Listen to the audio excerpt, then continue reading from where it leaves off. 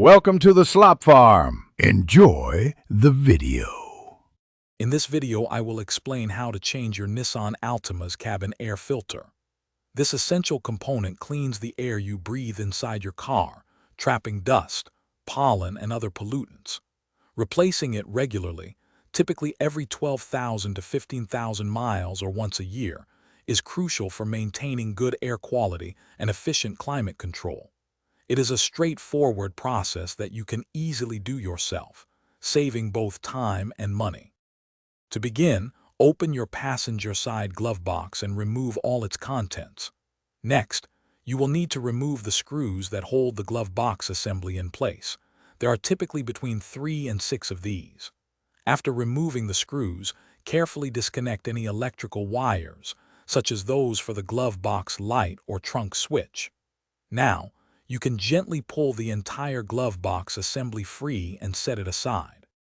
With the glove box removed, you will see a rectangular plastic housing cover, usually located in the rearward section of the center console. This is your cabin air filter housing. Gently depress the locking tabs or clips on the cover to release it, then remove the cover. Now, carefully slide the old filter out of its slot. Pay close attention to the airflow arrow printed on the filter. This is very important for installing the new one correctly. Before installing your new filter, take a moment to clean out any leaves or debris from the housing.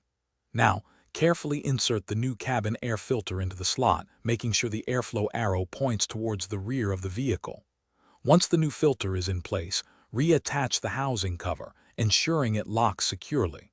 Finally, reinstall the glove box assembly, reconnect any electrical connectors, and secure all screws and trim panels.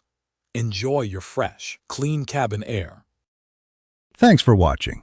Consider subscribing if we helped you today.